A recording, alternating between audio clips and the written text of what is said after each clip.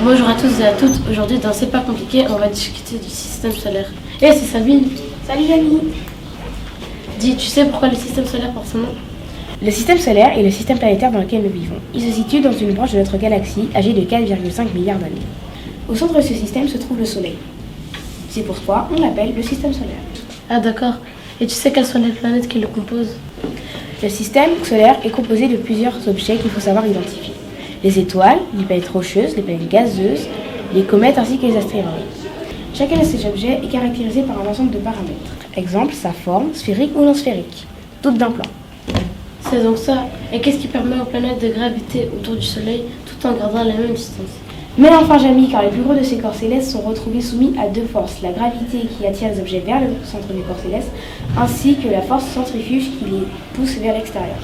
Dis Sabine, t'as pas froid? Quelle température fait-il sur le Soleil? Au sein du noyau solaire, il règne une température de pas moins de 15 millions de degrés Celsius. Et en fait, qu'est-ce qu'une éclipse solaire?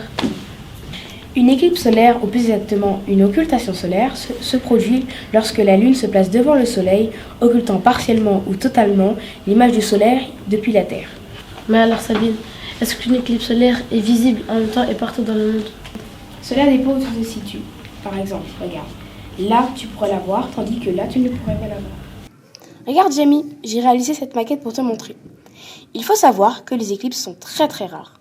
En parlant d'éclipses, la prochaine éclipse solaire, qui sera visible en Belgique ainsi qu'en France, sera en 2090.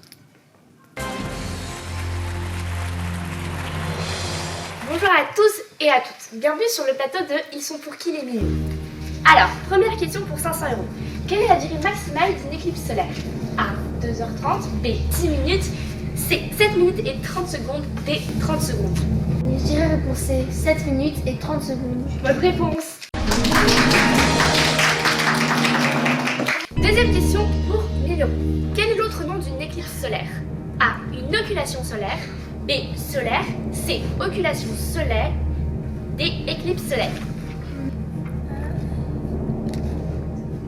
Je dirais la réponse A, une occultation solaire.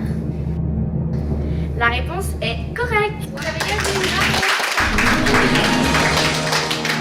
Troisième question pour 2000 €. À quelle date a été photographié le premier trou noir? A. 10 avril 2019. B. 15 mai 2020. C. 8 décembre 2017. D. 6 mars 2018. Je suis pas sûre de ma réponse. Alors je pense que je vais faire appel aux scientifiques.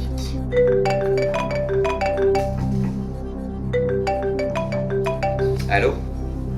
Bonjour Stéphane, j'ai besoin de votre aide pour une question de l'émission Ils sont pour qui les millions? Êtes-vous prêt? À quelle date a été photographié le premier trou noir? A. 10 avril 2019. B. 15 mai 2020. C. 8 décembre 2017. D. 6 mars 2018. Alors, d'abord, qu'est-ce qu'un trou noir? Donc, un trou noir, c'est une région de l'espace-temps de laquelle rien ne peut s'échapper. C'est-à-dire que si quelque chose rentre dans la région de trou noir, elle est irrémédiablement prisonnière, elle ne pourra plus jamais s'en échapper. Donc c'est vrai pour les corps, mais c'est aussi vrai pour la lumière. Donc on peut se poser la question, comment est-ce qu'on peut observer un trou noir, puisque les trous noirs n'émettent aucune lumière? Alors en fait, ce qui se passe, c'est que les trous noirs ne se trahissent pas par la lumière qu'ils émettent, mais par leur environnement, en particulier par les étoiles ou par la matière incandescente qui tourne autour des trous noirs. Et c'est exactement ça qui a été observé. Donc le 10 avril 2019 a été prise la première photo de l'environnement d'un trou noir. Et donc la bonne réponse est la réponse A. Alors, faites-vous confiance aux scientifiques? Oui, oui. Donc je vais donc choisir la réponse A. Est-ce que c'est votre dernier mot? Oui, c'est mon dernier mot. Bravo, vous avez gagné 2000 €.